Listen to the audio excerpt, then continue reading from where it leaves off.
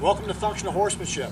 Tonight we're in southern New Mexico. I was asked to come out and have a little discussion with Maximus here. He doesn't like going in trailers. So I think what we're going to do is we're going to talk to him away from the trailer, get him listening to me, get him able to do some things that he can normally do, put a little pressure on him when he's able to do that, give him that release, and see if he'll walk into the trailer for us. Actually, see if I can lead him into the trailer. You know, there's a reason it's called leading into the trailer, because you want to be able to lead the horse into the trailer and not pull him into the trailer. That's a mistake a lot of people make. So before I try to put him in the trailer, first off, I'm going to get him listening to me, get him understanding that I'm his herd leader. I'm going to do that through asking him to do some things, putting a little pressure on him, and then releasing that pressure when he does it, or when he gives me the least about a try. You know, that term's called pressure and release. You know, it's the same thing about having a pair of tennis shoes and not knowing how to tie your laces. If you can't understand and use pressure and release on a horse, then you're going to have to reevaluate what you're doing with them. Okay, so first of all, first thing I'm going to do with Max is I'm going to get him to do some things I know he can do, such as back up. You can tell from his headset and his ears right now, he really isn't listening to me. He wants to walk up, wants to graze at the ground. First thing I'm going to do is get his attention and have him back up. Back. Back up, Max. Back. Back. Back. Back. Whoa. Good horse. Good horse. Now give him a little break. Rub on him. Ask him to walk forward. Come on.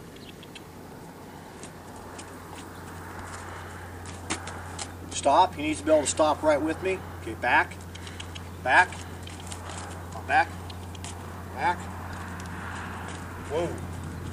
Good horse. Come on. Back up. Walk forward. All right. Whoa. Good horse. From here, I'm going to see if he can disengage his front end and his back end. I'll start with the back end first. Ask him to move over. Over. Over. Over, Max. Come on, Max. Over. Over. Over. Over. Give me a try. Come on, Max. Over. Over. As soon as he gives me that little bit of try, I take that pressure off him. Everything I do on one side, I'm going to do on the other. Again, put a little pressure on him. Over, over, over, over, over, over, Max. Over, over, over, Max. Over. As soon as he gives me that effort, I take the pressure away. Go back to the other side. I haven't asked you anything yet, Max. Don't anticipate me, buddy. Over. Over. Over. Good horse. Let's go. Step across. Step across. Step across. There you go.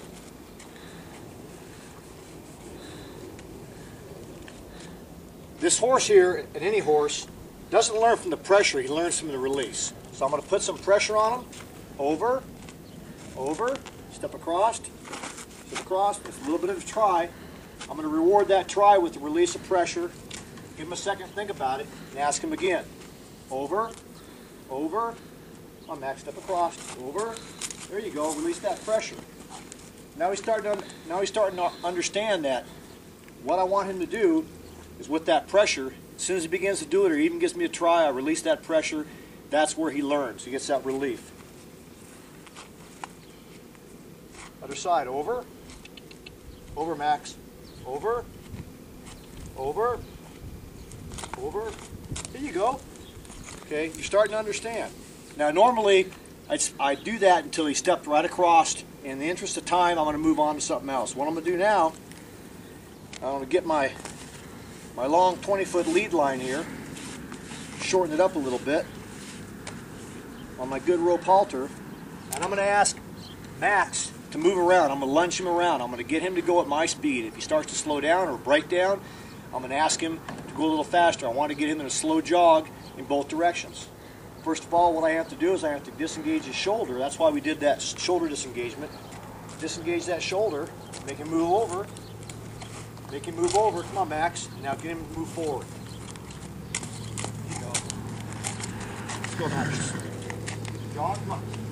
Come on. There you go. There you go. Don't break down on me. Listening to me, keeping that inside ear turned to me. Good horse. Good horse. And when I stop him, I'm going to tell him whoa, and then pull his head toward me. Whoa. Just like that. Good horse. That wasn't so tough, was it? Everything I do in one direction, I got to do in the other. Okay, go, Max. Go. Go. Come on. Come on. Pick it up. There you go. Keep going. There you go. There you go. Keep listening to me. You broke down. Let's go. There you go. Whoa. There you go, Max. Good horse. Good horse. What I'm looking for, although this is a real short session, what I'm looking for is to have him put that ear on me as I'm lunging him around on this lead line, getting him to lick his lips. He hasn't been at it long enough to get a little tired of it, but usually they'll lick their lips. That shows they're being compliant and they're understanding and they're accepting you as the herd boss. So from here, I'm going to move him into that trailer. I'm going to lead him into that trailer. And I'm going to walk right up to it. I'm not going to stop. Come on, Max. Come on, buddy. Come on. There you go. Come on. Max, come on. You can see that he halted here. All I'm going to do is get his body straight on the trailer. Over. Another reason for getting him to move his body over. Over. Come on up. Come on up, Max. On this lead line here, I'm not going to hold it taut. I'm not going to try to pull him in. I'm going to give him a little slack.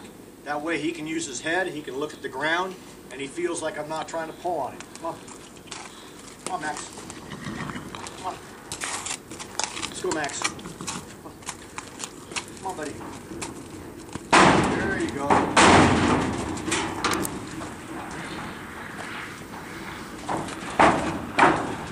You want to come around?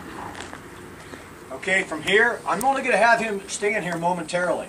Just as long as he can get a couple feet in here, I'm going to rub on him, let him know he did a good job, good boy. And when I back him out, I'm going to help him back out. I'm going to tell him when he has to step, I'm going to give him a break, and then I'll lead him back in the trailer again. Okay, Max, let's go back, back, step, step, good horse, good horse, good horse. Good horse. I'm going to lead him around one more time. Okay,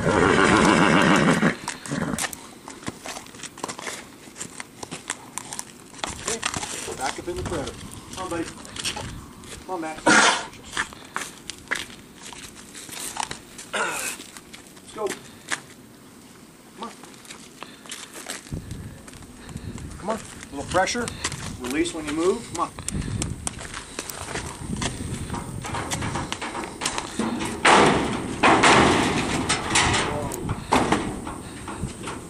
Again, I'm going to hesitate here momentarily, let him get used to this, rub on him, tell him he's a good boy, because he's a good boy, Max. Okay, and then back him out. Back, back, back, back, step. There you go. There you go. Okay, what this does, trailer training at the house, in between your trail rides, you know, it tells him that every time you get in the trailer, you're not necessarily going someplace. What Max's problem is that every time he gets in the trailer, he goes someplace, 2-hour trailer ride there, 6 or 8 hours of hard work, 2-hour trailer ride back. He associates this trailer with a bumpy ride and a lot of work in between that. And it's, you know, sometimes you just put him in the trailer, back him out, put him back in, back him out, and not go anyplace. You know, it teaches him to understand that every time he gets in that trailer, he's not going for a ride, he's not going to get so trailer sour. I hope this helps. Functional horsemanship.